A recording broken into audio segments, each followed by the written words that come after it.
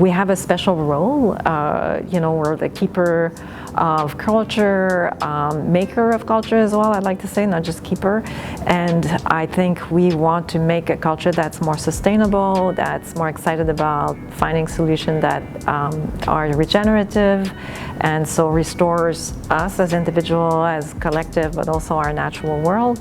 And like I said earlier, we have such a deficit, like a nature deficit disorder, I should be the prime goal. Every single exhibition that we do should connect with, perhaps not like circular economy, but reconnecting with the natural world. And that, if we're closer to the natural world, guarantee people will want to reduce less, and guarantee people will be less tempted to just consume for the sake of consuming.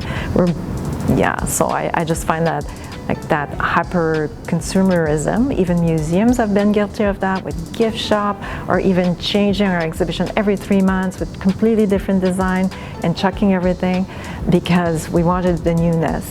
And I think like the museum as a public space, as a public cultural space and public education space, I think should be playing a bigger role. But we also work with like the mercantile logic. I wouldn't say the Museum of Vancouver particularly, but you have larger institutions that are very close to politicians. We are at arm's length from the city of Vancouver's politics, and that's playing in our favor, not for funding, but for doing all kinds of more edgy programs and exhibitions.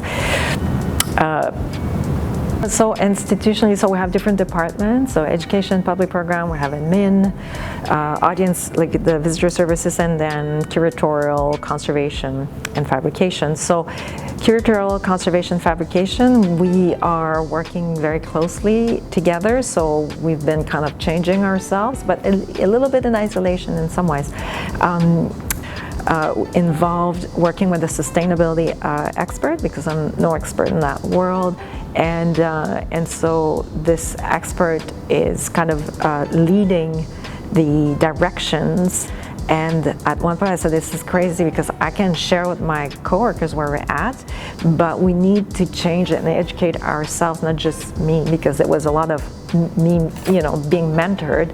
And so we have these big day sessions, one in August, one in November, that will involve the whole department, so the whole institution. So that means all 35 full-time of us, plus some auxiliaries, will be there attending. And the idea is that we're going to be in groups, problem solving, how we can change our practice in all departments. And so that's in August, and then in November we'll come back and look at progress, and we'll continue these sessions over the years.